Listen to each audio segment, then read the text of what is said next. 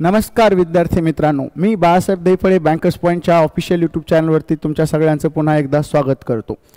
आज आपण एक नवीन अपडेट घेऊन आलोय की IDBIच्या नवीन असिस्टंट मॅनेजर, पण असिस्टंट मॅनेजर नाही, कारण दरवेळेस ज्या वॅकन्सी येतात त्या असिस्टंट मॅनेजरच्या असतात आणि त्यासाठी 1 वर्षाचा बँकेमधला एक्सपिरियन्स लागत होता। पण जे कॅन्डिडेट फ्रेश आहे, ज्यांची RRB क्लर्क गेली, ज्यांची IBPS क्लर्क गेलेली असेल, IBPS PO RRB PO गेलेली असेल, प्री निघली नसेल योगायोगाने, तरी तुम्ही घाबरून जायचं कारण नाही, कारण IDBIने तुमच्यासाठी ज्युनियर असिस्टंट मॅनेजर, एक असिस्टंट मॅनेजरच्या खालचा एक ग्रेड तयार केलेला आहे आणि त्या ग्रेडचं नाव आहे ज्युनियर असिस्टंट मॅनेजर आणि त्याचं आजच आत्ता 1 तासापूर्वी नोटिफिकेशन आलेलं आहे।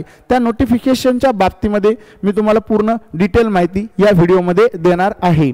बघा, जास्त काही तुमचा वेळ घेत नाही आणि लगेच त्या नोटिफिकेशनमध्ये काय काय आहे, किती वॅकन्सी आहे, बंपर वॅकन्सीज 600 वॅकन्सी आहे टोटल, तर ह्याची सगळी माहिती तुम्हाला या नोटिफिकेशनमध्ये मी देणार आहे। बघा, ॲडव्हर्टाइजमेंट नंबर 8/2023-24 ह्या ज्या वॅकन्सीज आहे 2023-24 साठी आहे।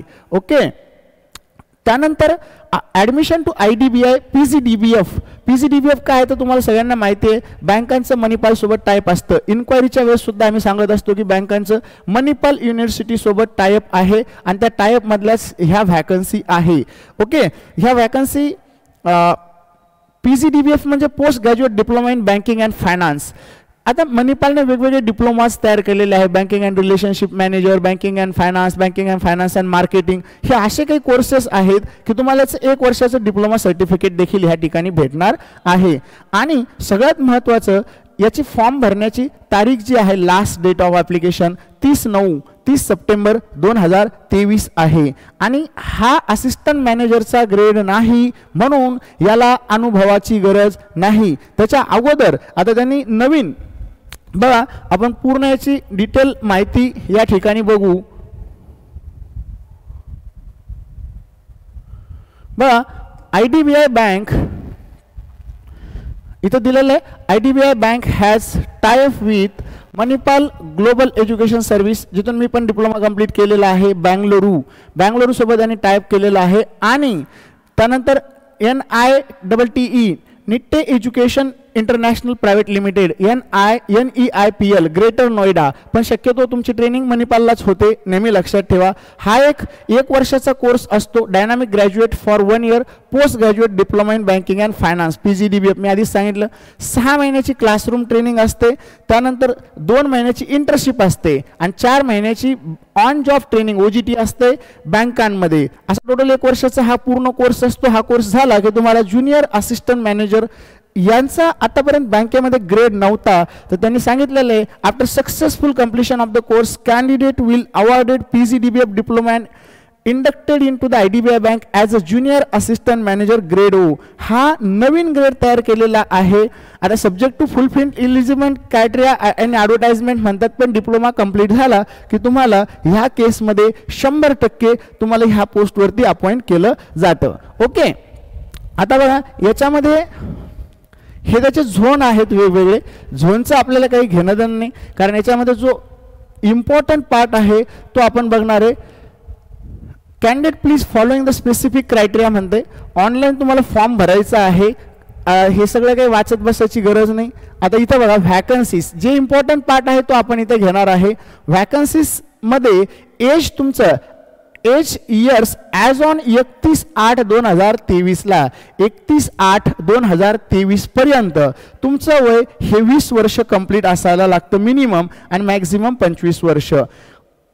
डेट ऑफ ऑनलाईन टेस्ट 20 ऑक्टोबरला आहे।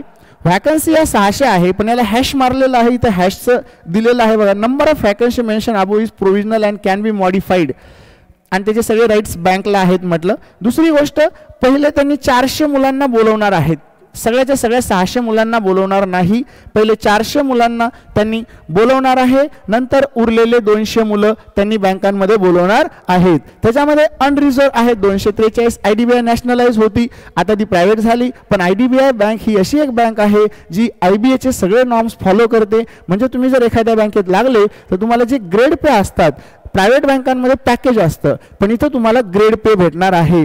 ठीक आहे, 243 वॅकन्सी ह्या अनरिझर्व कॅटेगरीच्या आहे, SCच्या 90 आहे, ST 45, EWS 60 आणि OBCच्या 162. म्हणजे खूप सारी गोल्डन अपॉर्च्युनिटी आहे. RBI पेक्षाही जास्त, खूप जास्त 6 पट व्हॅकन्सी इथं तुम्हाला निघालेल्या आहे.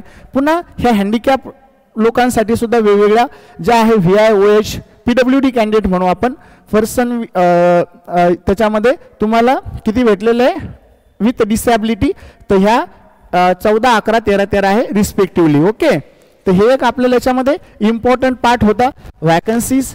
त्यानंतर आता फॉर्मच्या डेट्स खूप इम्पॉर्टंट असतात याच्यामध्ये. तर टाइमलाईन आपल्याला दिलेलं आहे बघा. Cut off date eligibility criteria August 31/8 पर्यंत सगळंच तुमचं क्वालिफिकेशन पाहिजे, सगळं 31/8 पर्यंत पाहिजे. ऑनलाईन रजिस्ट्रेशन सबमिशन दिलेलं आहे तुमचं किती 15 सप्टेंबर ते 30 सप्टेंबर, म्हणजे 15 दिवसामध्ये तुम्हाला फॉर्म भरायचे. त्याच्यामुळे फॉर्म सुद्धा खूप कमी येतात, पण जेवढ्या लवकर होईल तेवढ्या लवकर तुम्ही फॉर्म भरून टाका.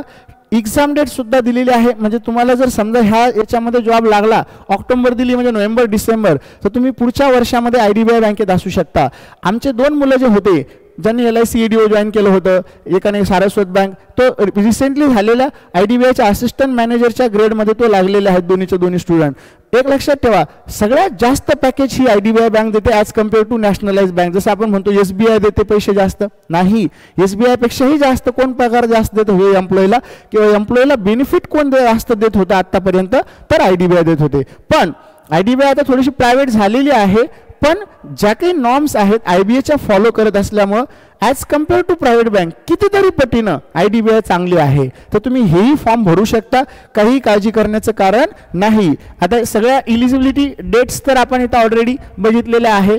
त्यानंतर बघा, हे आपल्याला एज्युकेशन क्वालिफिकेशन, याच्यामध्ये अनुभवाची गरज नाही, डिग्रीला पर्सेंटेजची गरज नाही. तुम्ही कुठल्याही युनिव्हर्सिटी थ्रू काय म्हटलं, candidate should be graduate from any discipline from the university and recognise government of India or equivalent qualification recognised by government of India. Passing only diploma course will not be consider qualifying the eligibility criteria. Diploma चालणार नाही, degree पाहिजे, मग ती open युनिव्हर्सिटीची असेल तरीही चालेल. Video पूर्ण बघा, सगळी माहिती भेटेल. ओके, त्यानंतर proficiency in regional language will be preferred, म्हणजे हा ऑलमोस्ट क्लेरिकल लेवल किंवा त्याच्यापेक्षा थोडासा मोठ्या ग्रेडचा जॉब असेल. लक्षात ठेवा, असिस्टंट मॅनेजरचा नाही, त्याच्या खाली एक पोस्ट आहे. असिस्टंटच्या मॅनेजरच्या खाली एक पोस्ट म्हणजे नॅशनलाइज बँकेत क्लर्क असतो फक्त, मग ही क्लेरिकल लेवलची पोस्ट असेल. आता क्लेरिकल लेवलची पोस्ट असेल म्हणून इथं दिलंय की तुम्हाला रिजनल लँग्वेज, म्हणजे जर तुम्ही सिलेक्ट झाले तर तुम्हाला मराठी येत असेल तर उत्तमच आहे, असं त्यांचं म्हणणं आहे. म्हणजेच तुम्हाला याचा डबल बेनिफिट सांगतो. तुम्ही मसाल पगार कमी झाला, 30-35 हजार तर कुठंच गेले नाही कमीत कमी. दुसरी गोष्ट, तुम्हाला जवळ, घराजवळ तुम्हाला काय भेटेल, जॉब भेटेल. आसपास कुठेही ब्रांच असेल तर तुम्हाला तिथं नोकरी भेटू शकते. पण हे subject to term and condition, कारण वॅकन्सी असल्या पाहिजे. नाही तर तुम्ही परत म्हणसाल मला, सर तुम्ही तर म्हटले ते घराजवळ भेटेल, मला तर तिकडे नागपूर दिलं, इथं जागाच नसेल तर तुम्हाला इथं भेटणार नाही. ओके, त्यानंतर बघा आपल्याला जे महत्वाचा पाठ आहे तो आपण याच्यात घेणार आहे फटाफट. ग्रॅज्युएशन 31/8 पर्यंत झालेलं पाहिजे. वय मिनिमम 20 आणि मॅक्झिमम 25 आहे. पण OBC नॅशनलाइज बँकांचे सगळे रूल फॉलो करते ही बँक, प्रायव्हेट नाही आहे, म्हणून पूर्ण प्रायव्हेट झाल्यावर तिला रूल फॉलो करायची गरज नाही, कॅटेगरीला वॅकन्सी द्यायची गरज नसते. मग इथं काय आहे, तर तुमचं जर SC ST असेल तर 5 वर्षाचं रिलॅक्सेशन आहे, OBC असेल तर 3 वर्षापर्यंत रिलॅक्सेशन आहे, PWD कॅन्डिडेट असेल तर 10 वर्षापर्यंत, पर्सन विथ बेंचमार्क डिसेबिलिटीज असेल तर 10 वर्षापर्यंत तुम्हाला एज रिलॅक्सेशन आहे. OBC ला 3 वर्षाचा आहे, म्हणजे 25 आणि 3 28 वय असेल तरी तुम्ही फॉर्म भरू शकता. सगळ्यांना ही एकदम गोल्डन अपॉर्च्युनिटी आहे. आता फॉर्म कसा भरायचा, काय भरायचा, याची फीस SC ST आणि PWD कॅन्डिडेटसाठी 200 रुपये, आणि जर ऑल अदर असेल तर 1000+ फीस याची आहे. फॉर्म हा ह्या वेबसाईटवर जाऊन भरायचा आहे. Candidate to visit IDBI bank website, ही वेबसाईट आहे dbibank.in. IDBI bank career current ओपनिंगमध्ये जा, तिथं तुम्हाला हे सगळं भेटून जाईल माहिती. ओके, आणि खूपच चांगली अपॉर्च्युनिटी आहे. आता हे फॉर्म कसा भरायचा, काय भरायचा, याला एक्सपिरियन्सची काही गरज नाही आहे, हे तर सगळ्यांना मी ऑलरेडी सांगितलं. त्यानंतर एज्युकेशनल क्वालिफिकेशन, सगळ्या डिग्रीचे सर्टिफिकेट वगैरे तुमच्याकडे असायलाच पाहिजे, तरच तुम्ही फॉर्म भरू शकता. आता डिग्री झाली हे कसं कळेल मग बँकेला. आता बघा या केसमध्ये आपल्याला काय अजून इम्पॉर्टंट पार्ट आहे तर परीक्षा, selection process. The selection process will be compare online test followed by personal interview. पण इंटरव्ह्यूचं टेन्शन घेऊ नका, रिजनल लँग्वेजला प्रिफर करणार आहे म्हटल्यावर मराठी, हिंदी, इंग्लिश कुठूनही तुमचा इंटरव्ह्यू होऊ शकतो. त्यानंतर ऑनलाईन टेस्ट बघा किती सोपी आहे. याच्यामध्ये logical reasoning, data analysis, data interpretation, हवाला पाठ 60 मार्काचा आहे, 60 क्वेश्चन आहे. त्यानंतर इंग्लिशला 40 क्वेश्चन 40 मार्क्स, क्वांटला 40 क्वेश्चन 40 मार्क्स. त्यानंतर जनरल इकॉनॉमी अँड बँकिंग अवेअरनेसला 60 क्वेश्चन 60 मार्क्स, म्हणजे टोटल 60 40 100 100 200 मार्काची ही परीक्षा असणार आहे आणि जवळपास 200च क्वेश्चन याच्यामध्ये आहे. आणि रॉंग आन्सरला तर पेनल्टी असतेच भाऊ, हे काय तुम्हाला सांगायची गरज नाही. त्यामुळे हे पण तुम्ही व्यवस्थित लक्ष द्या. आणि हा ग्रेड परत मी सांगतो, ग्रेड असिस्टंट मॅनेजर नाही तर ज्युनियर असिस्टंट मॅनेजर आहे. लँग्वेज प्रिफरन्स आहे, म्हणजे क्लेरिकलपेक्षा थोडासा जास्त पगार असू शकतो.